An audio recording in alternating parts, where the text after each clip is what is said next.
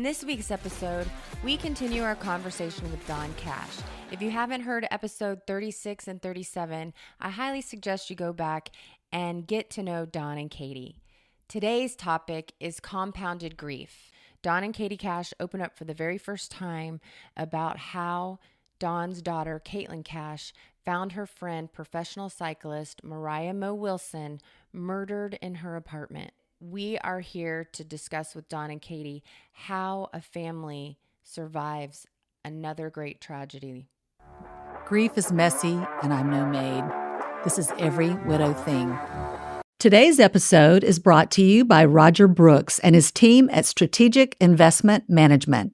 As an Austin-based fiduciary financial advisory firm, Roger and his team bring decades of experience and empathy to help people regain financial control through life's ups and downs so you can move forward with confidence.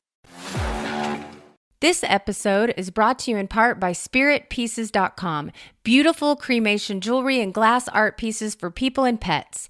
You can find their information on the Every Widow Thing Instagram highlight reel. We have guests today, Don and Katie Cash. We wanted to do an episode on compounded grief, and I saw Don at the pool party, and I was super excited to see him because it's been forever. I was trying to get Ryder into college. I've been so busy for so long, and I saw him, and I was like, oh my God, he looks terrible. I know Don, as you can tell, he's fun. He's funny and lighthearted and always is joking around, and he was not. Don's daughter, Caitlin, on May 11th, 2022, discovered her friend, the professional gravel mountain bike racer, Anna Moriah, now called Mo Wilson, was fatally shot by another person named Caitlin Marie Armstrong in Caitlin's apartment. And Caitlin discovered her murdered on her bathroom floor. And I'm sure a lot of our listeners have seen it on Dateline. There's been 2 episodes, and those were real recent. I think Nancy Grace covered it as well. Everybody. Yeah, everybody. So it's been a super public tragedy. And we were all talking about it. We first want to be mindful of Mo Wilson's family, that they're not only grieving the murder of their daughter, they're also having to do this publicly, and, everybody's hounding them, I'm sure, for interviews, and Caitlin as well. Caitlin's having to exist, living with what she saw. But we first want to say for our show, because we're all about grief and trying to learn to survive and thrive, but we want to be respectful of Mo Wilson's family and Caitlin, because this is a terrible thing to go through. So we're not going to go into the details of that day, that horrific day. What we want to talk about here is talk about, what did you do after that fateful day? And what were some helpful things? What were some things that weren't helpful for your daughter? Because I think we talked about EMDR and things like that. So if you'll just kind of tell us what happened after the fact and what helped and didn't help. I have talked with Moriah's parents, Eric and Karen, recently, and asked them about the podcast, and they are, yes, we want to keep Moriah, her memory alive, and talking about her is a way of doing that. So, and I've also talked to my daughter, Caitlin, and asked her about this, and she said, yes, that would be awesome. So, I think that's pretty kind of them to allow you, because it affected you too. Yeah. And so it's kind of them to allow you to have this time. These things, they have a ripple effect, and the ripple is massive. It's just so massive. And part of me thinks, having gone through what I did with Elaine, and Caitlin said the same thing, going through this with her mom, helped prepare us for this situation. I felt the same emotions, and this is not something, it like I said, it's a ripple effect. It didn't happen to me. It wasn't my daughter. It could have been my daughter if things had been different, but, it's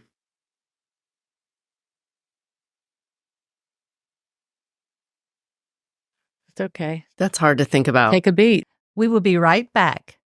Imagine a financial partner who meets you exactly where you are, acknowledging your grief and taking the time to listen, empathize, and truly understand what matters to you. Strategic investment management can help you plan a course that honors your past while embracing your future.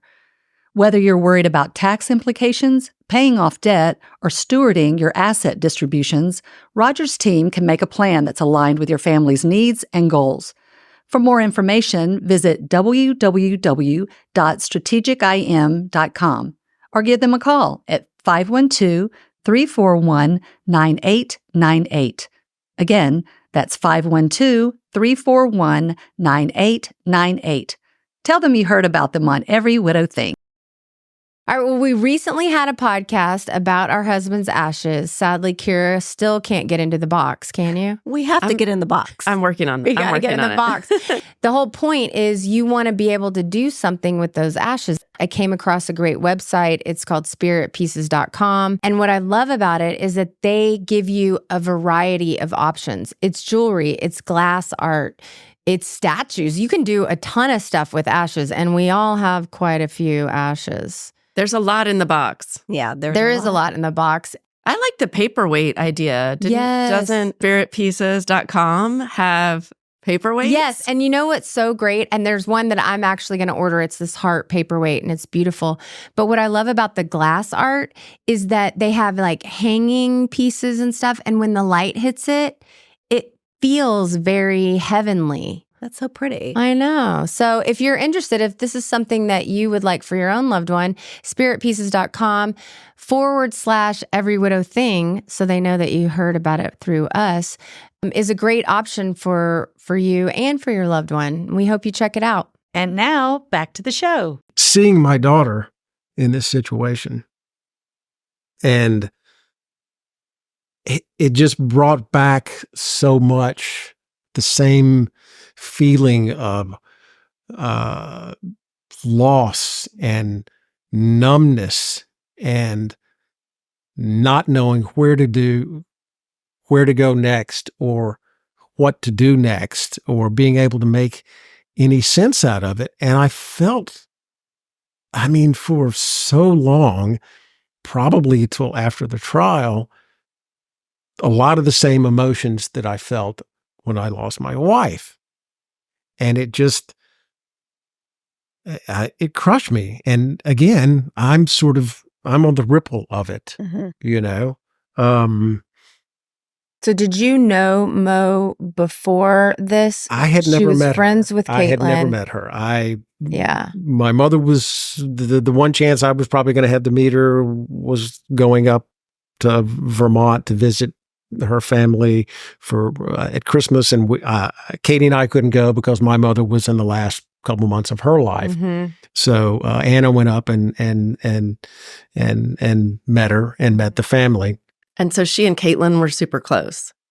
Yes, they had I only known each other 6 months, but boom, an instant friendship, just instant friendship. So she was in town and was staying at She was in town and staying at Caitlin's for there was a race that was going on, right? In Hyco, Texas, a big bike ride, and she was well known, one of the top up and coming, or maybe the top rider in this gravel thing. Staying with Caitlin, went out with a guy she knew. Anyways, they get murdered. Caitlin comes home, finds her. The police call me. This is 9:30 at night. The police call me at 11. I go over. Caitlin still got blood on her. At the police department, I call Katie. Katie came home from an out of town trip the next morning. I called Anna. Anna came over that morning. Caitlin stayed at the house, and it's just everything you had to go through, going to the apartment the next day to do some things and work with the police and clean up, and everything that you go through, this up and down of it was a lot of the same things. And I just felt for a really long time, I didn't know what to do. I didn't know where to go next. I couldn't get my head above water. Started some therapy again. Yeah. You're watching and this is what we all went through when our spouses died. You're watching your child go through a pain that you can't fix. You can't, have her unsee what she saw. You can't take away any of that. And it is just heart-wrenching as a parent to have to watch Did she it call again. you, or did she call you? Were contacted by the police? Yeah, she called 911. Yeah. And amazingly spent 10 minutes on the phone on the 911 call doing CPR for someone who was already dead. Good for her. Wow. Yeah, strong. She must be amazing. She's strong. So you said you went back to therapy, but was that after the trial, or how Yes. were you Was it- coping? Because the trial was November of last year, right? November of 2023. Yeah, so the trial's pretty recent. it's pretty recent, When did I yeah. start? Before. Before? Last spring. Yeah, we talked about it, and it's like I just can't. She said, "Well, maybe some therapy would be good," and so I started doing that, and which eventually, is that okay to say, evolved into some couples therapy because, She hadn't been with you when you dealt with your first grief, and now she's having to be a part of this compounded grief. Yeah, and you're grieving too because you love Caitlin and you're seeing Caitlin go through this. I would imagine it would be very stressful on a marriage. Well, and then you add the fact that it was such a horrific tragedy and nonsensical. I mean, you know what I mean? It's not like most people will ever have to deal with something so public. And here you are splashed all over the news. I really can't imagine it. And so I would imagine any marriage would be challenged. Was Caitlin living? I would assume that she didn't want to stay in that apartment at the time. So you would be wrong. So she stayed in the apartment. She's still in that apartment, because she can't afford to buy a house in Austin. And two, she says, I feel Moriah's presence here. Of course. I love that. I just got chills. So sweet. So she wasn't living with you. I would think that would also be a stressful thing. But did she spend a period of time at your house? I don't know why I recall you saying that, but not a month. About a month. 5 weeks, maybe. Yeah. And she stayed with some friends during that time off and on, but yeah. I would imagine it was a crime scene, so she had to stay away for a while, right? Well, they keep you out of at 2 days. Oh, okay. So you're having all these emotions coming back, which is what we wanted to address in terms of when you've gone through something like with Elaine and then something else happens and there's some backsliding that can happen, like you were saying, and you're so smart to recognize and say, got to get back into therapy, got to nip this in the bud. And it took a while. Through it. It took a while. And Elaine Katie was like, okay, maybe you should be doing this. And then it's maybe we should be doing this together. So, well, I've got a question. Didn't you tell me, Dawn, that you're in school to be a therapist? I am. So when did that come about? Was it before this tragedy or after or after? Actually, yeah. Was that what precipitated you to do that? One of the things, yeah, because it really struck me about how precious life is. And I was looking ahead and thinking, okay, what kind of legacy do I want to leave? And I'll be working for another 15 years or more.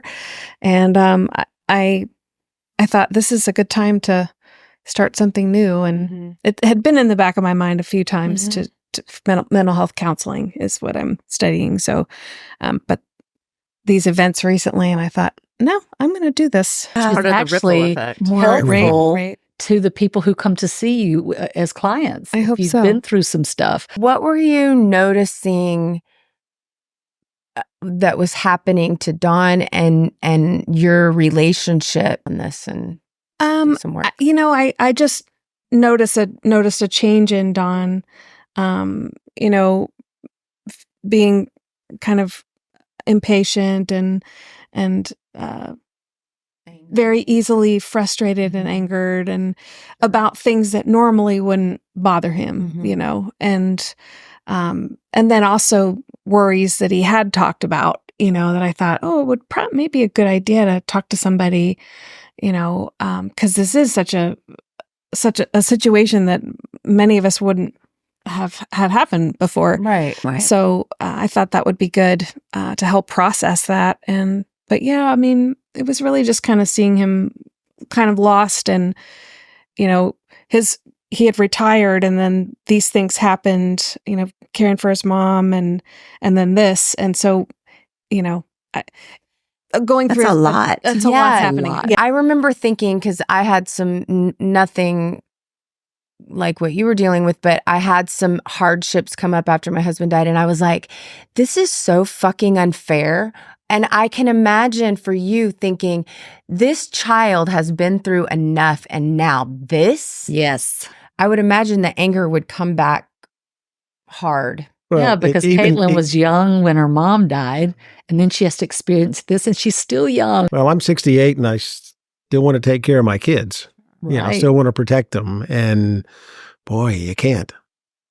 Well, you told me a little bit about EMDR, because I actually did call that person. I would love for her to be on the show. She hasn't agreed to it yet, but she, because she's so busy, which is good. That means she's really good. But well, apparently there's shortages of plumbers and therapists in this country. Well, good. You're going back to work. But she specializes in EMDR, and I talked to her yesterday. And so can you tell us a little bit about that? Well, I know Katie was explaining to me some of how that works this morning, because I don't know. All I know is that Caitlin, she was working at a tech company here, in addition to her milk tea business. And surprisingly, the large tech company gave her 6 months off. That's amazing. Wow. And then I think they might have actually paid her for that. I'm not sure. They were very, very supportive at that point in time.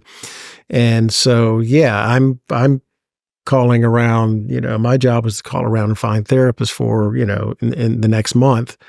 And she did some, but the one thing that came up that people would talk about was the EMDR. EMDR. Works like a charm. And so my understanding from her is that she wanted to do that, wait till after the trial was over.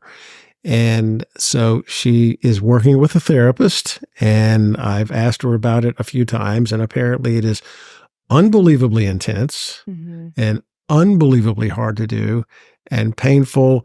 And she feels like she's making great progress and really likes the therapist. And so she's amazing. That's super encouraging. And that was like, you have to be on the show. You have to be able to come and show people she said, oh, it's a short amount of time, 4 or 5 times you'll come. And she's doing it online, which I thought was crazy, because I thought you had to be in person. And she said, no, she had clients in Costa Rica. She has them all over the world, and she's able to do this therapy. She said usually 5 or 6, she had been in a car accident. I thought about you too. She had been in a car accident at like age 25 and did EMDR, and that's what cured her.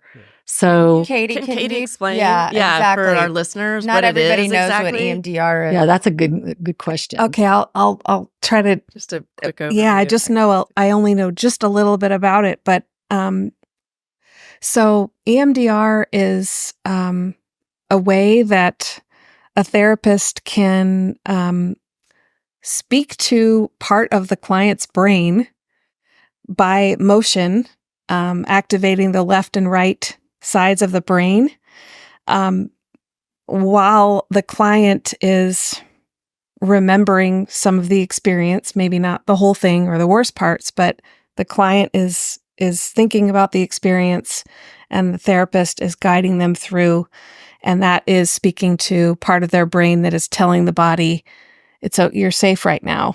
And so the practice of that discharges some of the physical response, so that then the person, the client, can not be so activated by memories of the trauma. And you have these like buzzers in your hand. Some of them do that. You put buzzers, because I did it, and it works. Yeah, there's different ways they do that. So it's amazing that they can take you through this traumatic experience over and over and over. And by the time you're done, you're like, whatever. I just can't even care anymore. The hardest part is because I did it also for when I was immediately after the car accident, I was trapped in the vehicle. And if you are reliving those moments, like if Caitlin was reliving those moments when she discovered her friend, you physically relive when you think of it. and there are, there's stressors on the body, and you're always like going through this trauma again. And so it's supposed to kind of, like you said, sort of divert the brain and the body from each other so that you can talk about it. I mean, I went through it and I still can't explain it, but I was doing things like looking at colors and lights while repeating over and over and over. But that is very hard to have to. And he would just say again, again, again, and I'd have to talk about it again. But now when I talk about parts of the accident, it's almost like I'm detached. So it really does work. It really is quite helpful. Apparently moves it from the frontal cortex to the back so you're not in fight or flight mode all the time. Yeah. But well, I think since you got me in here, since I'm a guy and a widower, and all you ladies have one perspective and I have another, is okay, males, men, don't be afraid to go talk to somebody. Right. Okay. Love it took me that. 2.5 years. And then it took Katie kind of prodding me again this time. But these things have actually helped me, and I wouldn't have done that. I would have said, a bartender friend, don't be afraid to do it. It doesn't make you a weenie. We need help. right. And, you got your friends that help, your spouse that helps, your kids that help. And, go give somebody $160 an hour and get some help, or go to the thing, the group thing. Go. Whatever, I think that's whatever a great it's way right. to end the show. What do you guys think? We I think appreciate that's you saying that. perfect. Yeah. I really do, Yeah. because you can speak to an audience we can't. I think that if you want to live a healthy life, therapy, EMDR, those grief groups, those are the best ways that we've found to help us. And you can always spot the people that have not considered it. Oh, then you find friends of mine and that are like, oh, and Caitlin says some of her friends do couple stuff.